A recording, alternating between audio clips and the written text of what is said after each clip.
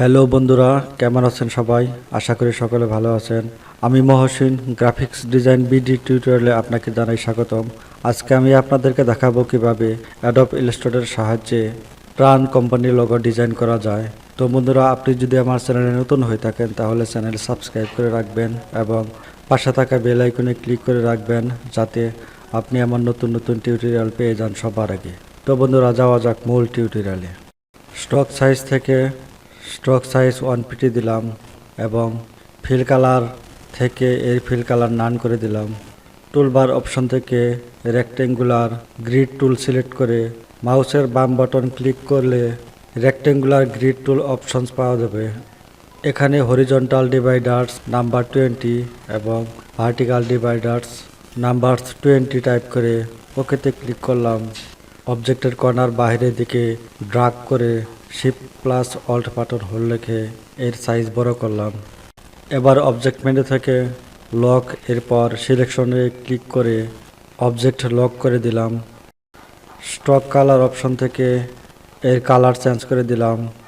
Toolbar option থেকে pan tool select করে একটু ঝুম করে নিয়ে এখানে মাউসের বাম বাটন ক্লিক করে অ্যাঙ্কর পয়েন্ট ক্রিয়েট করলাম।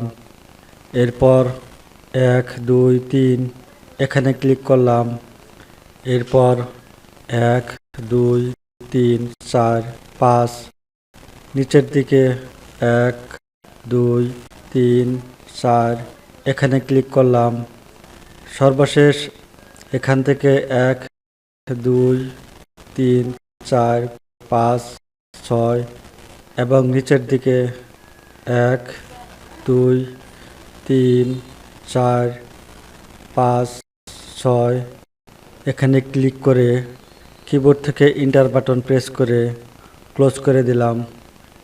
এখন দুইটি পয়েন্টারের মাঝখানে ক্লিক করে অ্যাঙ্কর পয়েন্ট দিলাম। এখানে ক্লিক করে অ্যাঙ্কর পয়েন্ট দিলাম। সর্বশেষ এখানে ক্লিক করে একটি অ্যাঙ্কর পয়েন্ট ক্রিয়েট করলাম।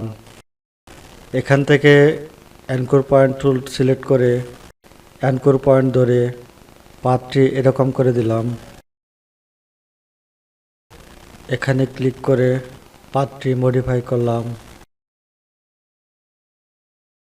আবার এখানে ক্লিক করে পাথটি মডিফাই করলাম।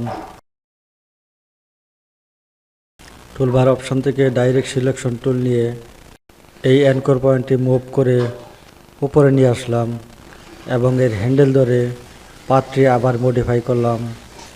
এখানকার পাথটি উপরে দিয়ে দিলাম এবং পাথটি মডিফাই করে দিলাম। এখন সিলেকশন টুলের সাহায্যে রেক্টেঙ্গুলার গ্রিড সিলেক্ট করে অবজেক্ট মেনু থেকে আনলকে সিলেক্ট করলাম। কিবোর্ড থেকে ডিলিট বাটন প্রেস করে এটি ডিলিট করে দিলাম। এখন আমাদের কাজ হচ্ছে এরকম আরেকটি অবজেক্ট কপি করা।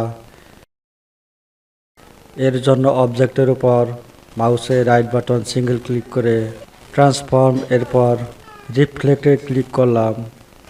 এখানে রিফ্লেক্ট অপশনে আমরা চাচ্ছি ভার্টিক্যাল, এজন্য ভার্টিক্যাল সিলেক্ট করে প্রিভিউ চেক করে কপিতে ক্লিক করলাম। মাউসের সাহায্যে পাথ মুভ করে শিফট বাটন হোল্ড রেখে এখানে বসিয়ে দিলাম। সিলেকশন টুলের সাহায্যে পাথ দুইটি সিলেক্ট করে অবজেক্টের উপর মাউসের রাইট বাটন সিঙ্গেল ক্লিক করে ট্রান্সফর্ম এরপর রিফ্লেক্টে ক্লিক করলাম। এবার এখানে আমরা চাচ্ছি হরিজন্টাল, তাই হরিজন্টাল সিলেক্ট করে কপিতে ক্লিক করলাম। অবজেক্টটি মাউসের সাহায্যে মুভ করে শিফট বাটন হোল্ড রেখে সমান করে নিচে বসিয়ে দিলাম। এবার সিলেকশন টুলের সাহায্যে অবজেক্ট সিলেক্ট করে অবজেক্টের উপর মাউসের রাইট বাটন সিঙ্গেল ক্লিক করে জয়েনে ক্লিক করে অবজেক্টটি জয়েন করে দিলাম। স্টক অপশন থেকে এর স্টক সাইজ 0 করলাম এবং কালার অপশন থেকে এর ফিল কালার ইয়েলো দিলাম। অবজেক্টের কর্নার ভিতরের দিকে ড্রাগ করে Shift+Alt বাটন হোল্ড রেখে এর সাইজ ছোট করলাম। এখন টুলবার অপশন থেকে ফ্রি ট্রান্সফর্ম টুল সিলেক্ট করে কিবোর্ড থেকে Shift+Alt বাটন হোল্ড রেখে অবজেক্ট এর হাইট কমিয়ে দিলাম। এবার অবজেক্টটি কপি করার জন্য এডিট অপশন থেকে কপি, এরপর পাস্টেন ফন্ট সিলেক্ট করলাম, কালার অপশন থেকে এর ফিল কালার রেড দিলাম এবং অবজেক্টের কর্নার ভিতরের দিকে ড্রাগ করে shift plus alt button hold রেখে এর সাইজ ছোট করলাম।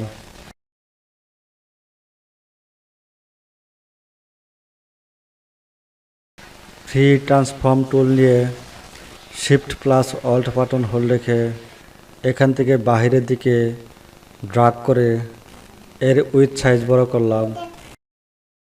টাইপ টুল নিলাম, ফ্রন্ট সাইজ 50 দিলাম এবং প্রাণ টাইপ করলাম। প্রাণ টাইপের কর্নার বাইরের দিকে ড্রাগ করে shift plus alt button hold রেখে এর সাইজ বড় করলাম। কালার অপশন থেকে এর ফিল কালার হোয়াইট দিলাম। এখানে প্রাণ লেখাটির ফ্রন্টের নাম হচ্ছে স্কয়ার 71 বিটি। এখানে কর্নার ভিতরের দিকে ড্রাগ করে এর সাইজ ছোট করলাম। সিলেকশন টুলের সাহায্যে সমস্ত অবজেক্ট সিলেক্ট করে অ্যালাইন অপশন থেকে হরিজন্টাল অ্যালাইন সেন্টার এবং এখানে ভার্টিক্যাল অ্যালাইন সেন্টারে ক্লিক করে অবজেক্ট সেন্টার করে দিলাম। অবজেক্টের উপর মাউসের রাইট বাটন সিঙ্গেল ক্লিক করে গ্রুপে ক্লিক করে অবজেক্ট গ্রুপ করে দিলাম। এখানে আমরা আর টাইপ করে রাউন্ড শেপ দিয়ে দিলাম। এভাবে আমরা সহজেই প্রাণ কোম্পানির লোগো ডিজাইন করে নিতে পারি। তো বন্ধুরা, আমার টিউটোরিয়াল যদি ভালো লাগে তাহলে ভিডিও লাইক করবেন। টিউটোরিয়াল বুঝতে যদি কোনো সমস্যা হয় কমেন্ট বক্সে কমেন্ট করে জানাবেন। ভিডিও বন্ধুদের সাথে শেয়ার করবেন। আমার পরবর্তী টিউটোরিয়াল দেখার আমন্ত্রণ রইল। ধন্যবাদ সবাইকে।